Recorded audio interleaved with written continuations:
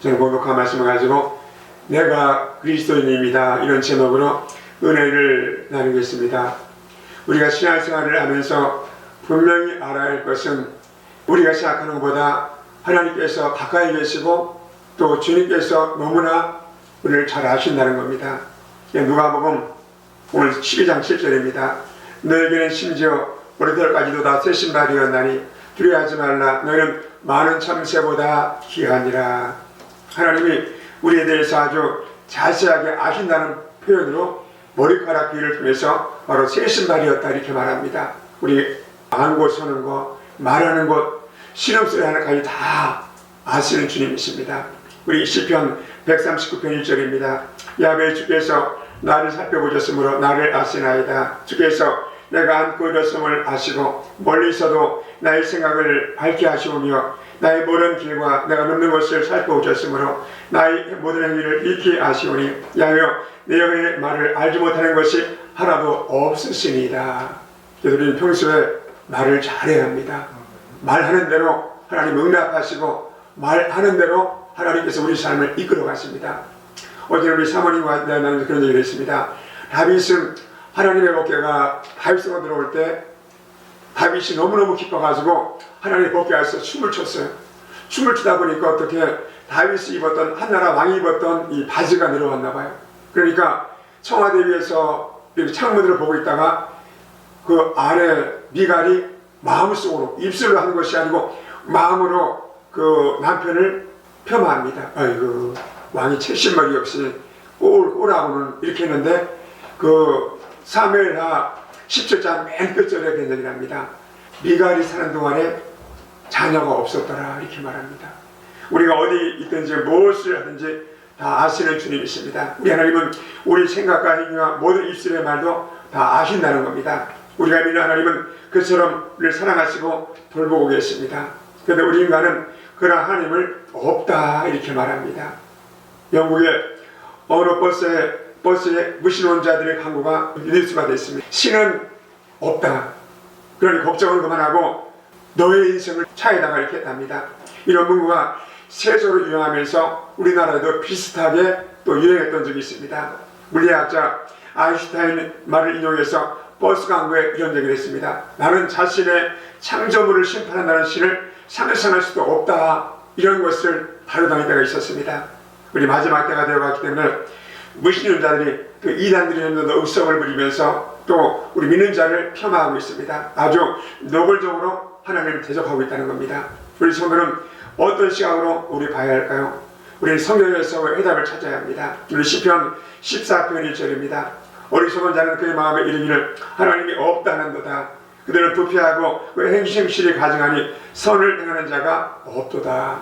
그렇습니다. 하나님의 존재를 부인하는 것은 자신이 어리석은 자라는 것을 바로 입술로 선포하는 겁니다. 왜냐하면 신의 존재를 부인하는 것은 자신의 존재를 부인하는 것이기 때문입니다. 첨단과학 시대를 하지만은 생명체 하나를 여러분 만들지 못합니다. 그런 인간이 우주를 창조하신 하나님이 없다는 겁니다. 하나님이 없으면 우주도 없고 하나님이 없다면 이 지구도 없는 것입니다.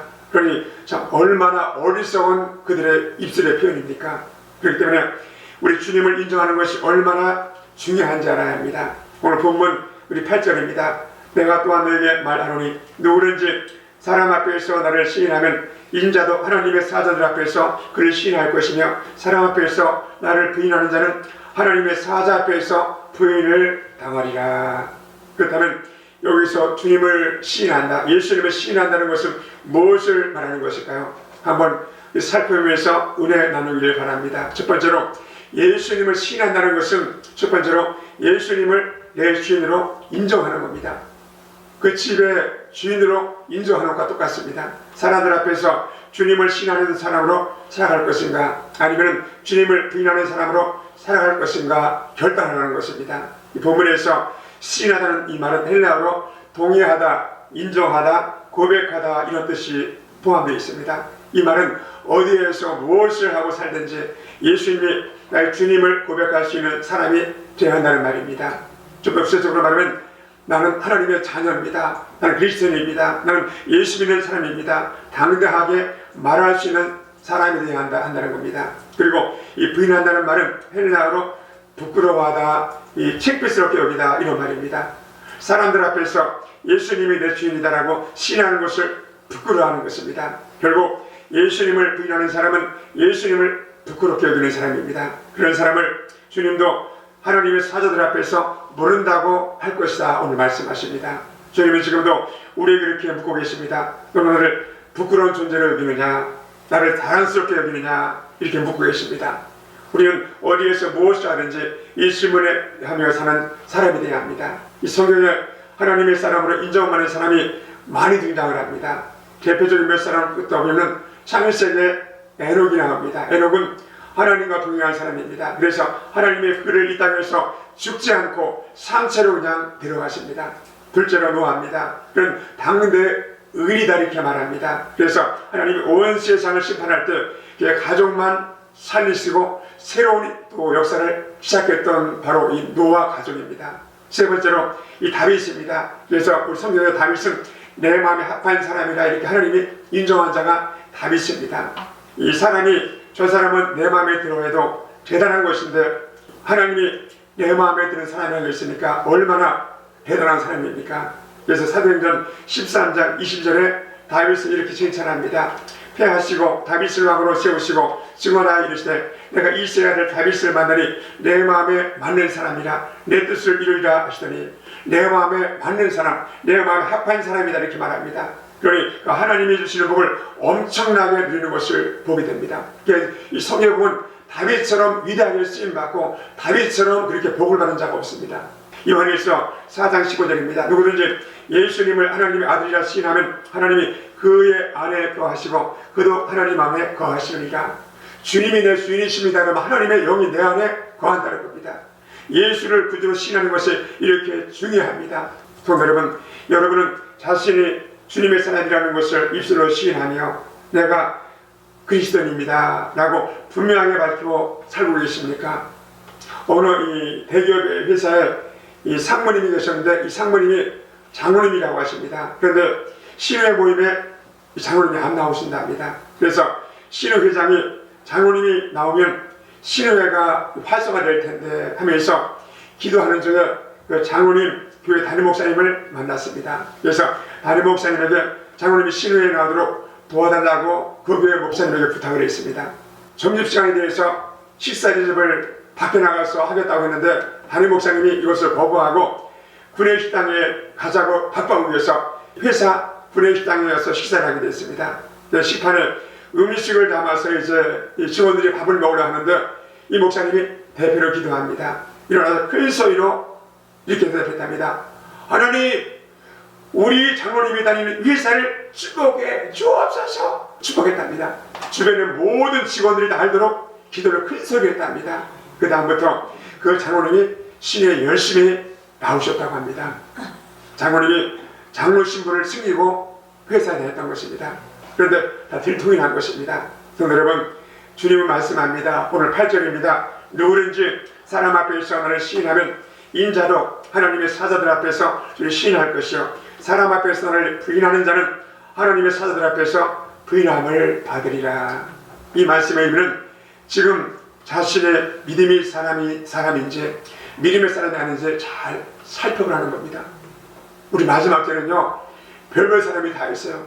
저도 목회교회 하다 보니까 목회자가 또 놈이 있어요. 목회자가 예수님 말고도 구원이 있다고 선포하는 미친놈이 있어요. 여러분, 믿음의 고백을 분명히 하는 겁니다. 예수님은 나의 주님이십니다. 나는 예수님을 믿는 사람입니다. 하나님은 그런 분명한 믿음의 사람을 통해서 교회와 이 시대를 새롭게 하실 것입니다. 이 귀한 은총이 저와 여러분에게 함께 하시기를 주님의 이름으로 축복하고 축원합니다. 또 두 번째로 이 주를 신한다는 것은 두 번째로 예배를 온전히 드린다는 겁니다. 예수님을 신하는 것은 예수님이 하나님 아들임을 인정하고 그를 온전히 섬기며 예배하는 것입니다. 그렇기 때문에 주님을 신한다는 사람은 그 신앙 때문에 불이익을 당해도 주님을 섬기는 것을 포기하지 않는 사람입니다. 그 사람은 예배를 포기하지 않습니다. 그리고 그 예배가 하나님을 만나는 것임을 알기 때문에 어떤 대가를 지불해도 예배를 드리는 사람입니다. 인천에 유명한 이 밴댕이 횟집이 있다고 합니다. 그 횟집은 워낙 유명해서 골목에 주차할 장소가 없을 정도로 많은 사람이 인산이라고 막 찾아온다고 합니다. 제가 아는 어느 목사님이 갔다가 그 집에서 식사 대접을 하겠다고 하셔서 한번 신방했다고 합니다. 워낙 유명하다 보니까 변호포를 받고서 이렇게 기다리고 있었다고 합니다. 그 집 주변에 가게들이 20, 30세가 되는데 다른 집은 파리만 날린답니다. 유일하게 이 집만 그렇게 장사가 된답니다. 근데 평일은 주변 사람들이, 주변 가게들 20, 30개 모든 상가들이 문을 닫는데 간혹 이 본점에서 기다리기 힘들어서 몇 사람이 옆집에 가서 먹는 사람 몇몇 사람이면요 그 집에서 줄 서서 회를 먹는답니다. 그런데 그 횟집이 문을 닫는 날이 있답니다. 언제일까요? 바로 주일날, 사람이 제일 많은 날, 그날에 옆 가게에서 장사가 된다고 합니다. 왜냐하면 그 밴댕이 횟집이 문을 닫기 때문에. 그래서 어느 날 친구 목사님이 그 주인에게 물어왔답니다.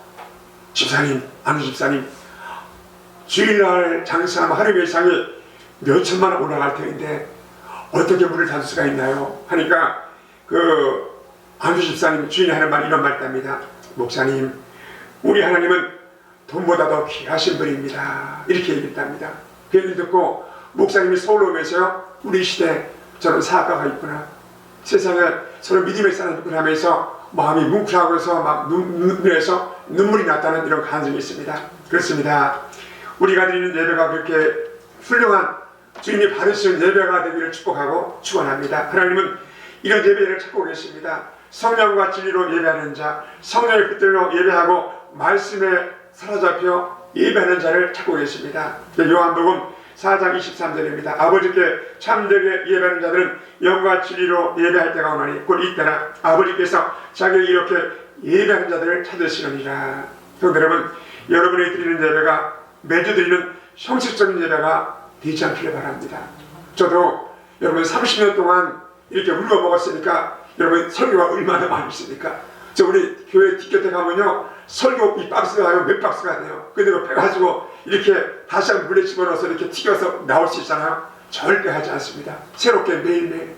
그러니까 우리는 매 순간마다 할 때 예배가 신선한 예배, 살아있는 예배가 되어야 할 줄 믿습니다. 예배는 하나님이 향한 내 신앙의 고백을 드리는 것입니다. 그리고 예배는 하나님이 내 주인인 것을 고백하는 겁니다. 더 나아가서 하나님을 세상에서 가장 중요한 분으로 여기는 것이 예배입니다. 그렇기 때문에 주를 신하는 사람은 예배를 포기하지 않습니다. 주를 신하는 사람은 주님을 섬김으로 당하는 핍박과 고난을 절대 두려워하지 않습니다. 성도 여러분, 예배는 하나님께 드리는 겁니다. 하나님과의 거룩한 만남이 바로 예배인 것입니다. 그렇기 때문에 주일에 만사를 제쳐놓고 예배를 드려야 합니다. 주일에 이 결혼식이다, 또 한갑이다, 돌이다 해서 예배를 포기하는 것은 주를 신하는 사람이 아닙니다. 말은 그렇게 하지 않습니다. 그러나 행동으로 예배보다 그런 예식이나 잔치가 중요하다고 자기 행위를 통해서 신하는 겁니다. 그렇기 때문에 순간순간 하나님은 여러분의 믿음을 시험해본다는 것을 아셔야 합니다.